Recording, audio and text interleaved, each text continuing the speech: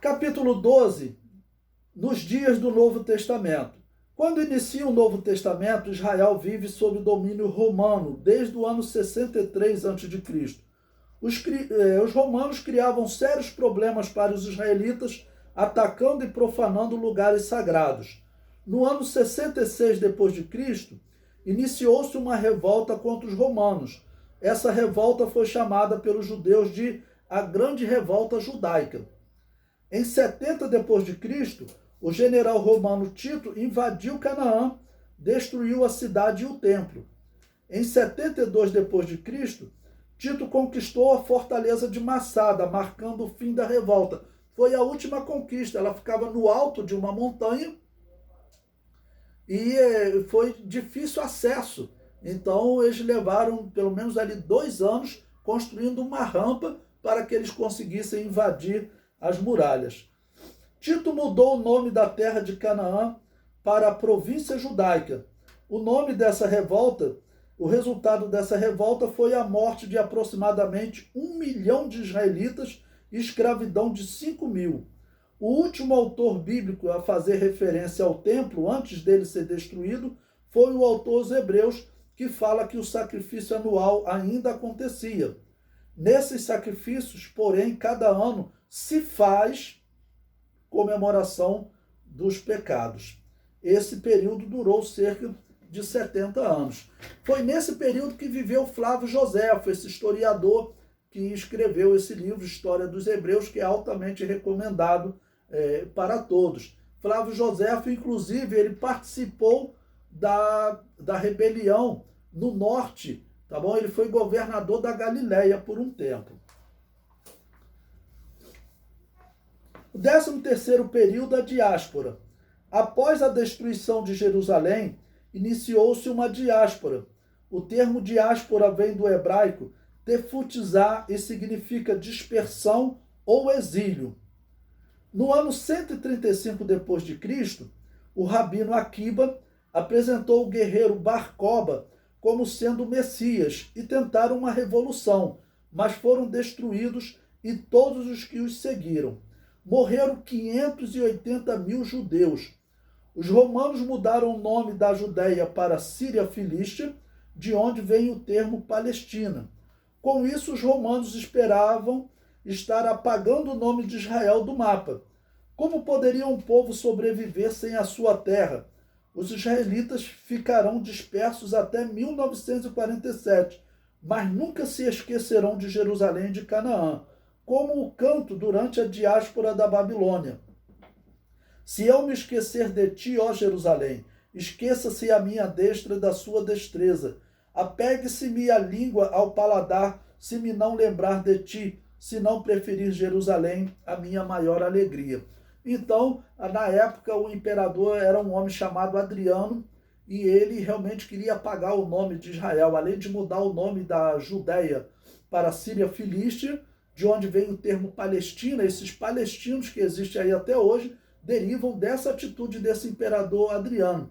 Ele também pegou, sobre as ruínas do templo, ele construiu um outro templo, tá bom? Dedicado a Júpiter, com a finalidade de apagar mesmo a história de Israel, e proibiu os judeus de ensinarem a lei em todo o Império Romano, ok? Com isso ele acreditava que apagaria, mas não apagou. Depois vieram outros imperadores que permitiram que os judeus, inclusive, voltassem a visitar Jerusalém, mas os judeus não podiam nem entrar em Jerusalém. Ele colocou palestinos, Ciro Filístio, para poder habitar naquela região. Agora, o 14º período, vocês têm aí um resumo histórico dos principais acontecimentos ligados a Israel. É um resumo, apenas uma cronologia. E também, na Idade Moderna, vai se destacar aí, principalmente os judeus, que eles estão sendo expulsos da Europa, e eles vão habitar tanto a América do Norte quanto a América do Sul. A América do Norte foi habitado principalmente por judeus. Vocês sabem que Nova York ela foi fundada por 12 judeus que foram expulsos aqui do Brasil, foram expulsos de Recife pelo Império Português e foram lá para a América do Norte. A Espanha não estava se interessando muito por aquela área. E o que ocorre? Então, os judeus estão sendo expulsos da Europa. Cristóvão Colombo, segundo a história, ele era um judeu e ele estava trazendo judeus para essa nova terra, porque a rainha da Espanha não se interessou em investir nessa terra, mas os judeus, sendo muito perseguidos na Europa, eles investiram, principalmente na segunda viagem de Colombo, ok? Para que eles viessem para essa terra organizar, tá bom? Um paraíso, um local para eles poderem habitar, que eles não podiam ir para Jerusalém.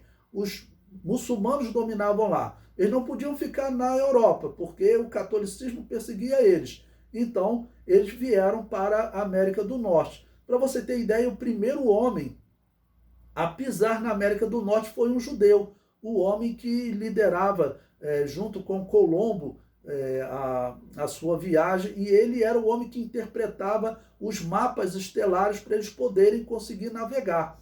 E também aqui no Brasil, o Brasil pertenceu aos judeus por 15 anos. Fernando de Noronha, tem até a ilha em homenagem a ele, foi um judeu que também, ficando sabendo que os portugueses se desinteressaram aqui pelo Brasil porque a princípio não achava ouro, ele chegou a arrendar o Brasil por 15 anos e nesse período ele trazia muitos judeus para cá. Então esse período também foi importante.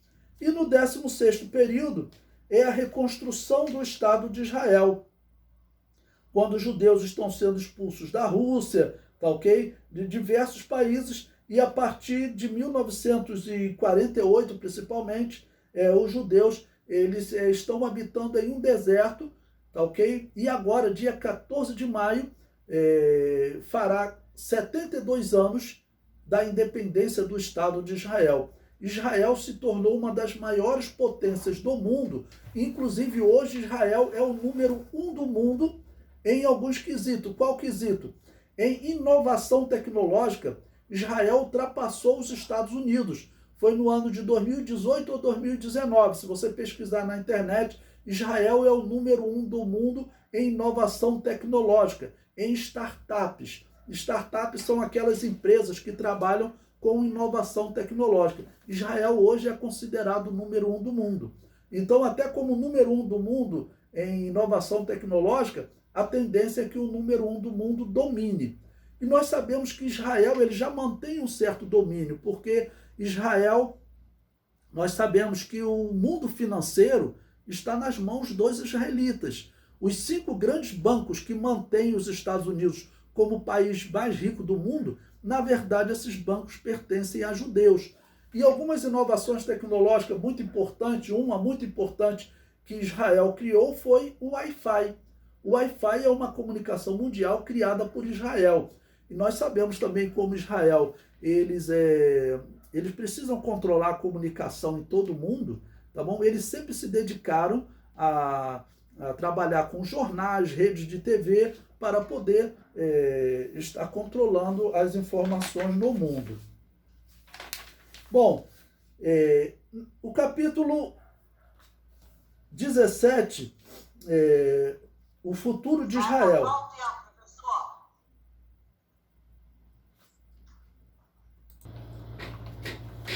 Então, o capítulo 17, o futuro de Israel. A Bíblia profetiza uma série de sofrimentos sobre Israel, mas também anuncia a sua vitória final.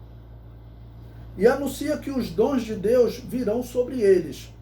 O período de sofrimento é chamado de grande tribulação, mas ao fim desse sofrimento, eles se converterão e serão salvos.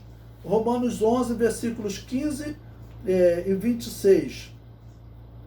Porque não quero, irmãos, que ignoreis este segredo, para que não presumais de vós mesmos, que o endurecimento veio em parte sobre Israel, até que a plenitude dos gentios haja entrado.